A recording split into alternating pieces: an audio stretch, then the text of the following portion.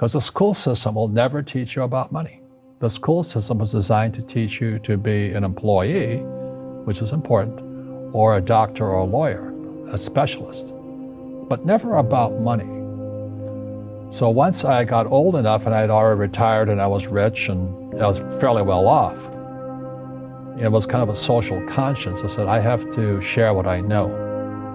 So that's why it took till 1996 for the cash flow board game to come out, because I could see this crash coming, which came out in 1998. And then Rich Dad Poor Dad came in 97. And the story goes, every publisher turned me down. They said, you don't know what you're talking about. Because they said, savers were losers, your house is not an asset, and the rich don't work for money. And so the publishers are like my dad, academic superstars, they're A students in school. And so they turned the book down. And it took going by self-published route. A lot of network marketing companies picked up the book, like Amway and those guys. And they picked up the book to help recruit because it's about financial independence. They're about the same thing I am. And then Oprah called in 2000. And then the next thing I'm on Oprah, and I went from obscurity to world famous, overnight success in 2000.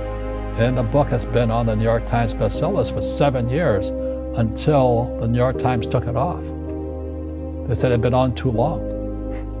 But as you know, most people in publishing or journalism, they're on the other side of the coin of capitalism.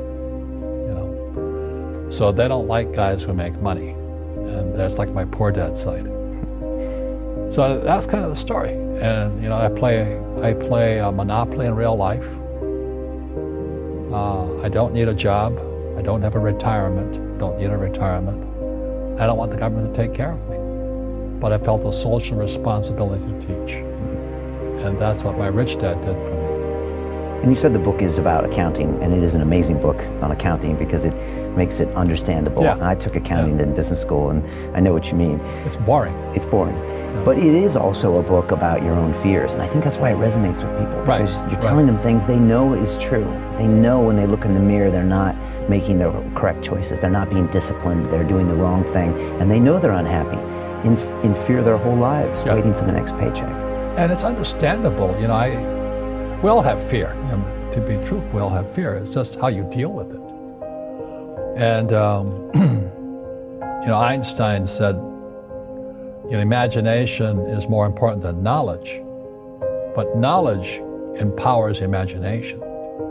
And what most people lack is real business knowledge, like accounting, like debt, like taxes. You gotta know that stuff, but they don't teach it in school to anybody.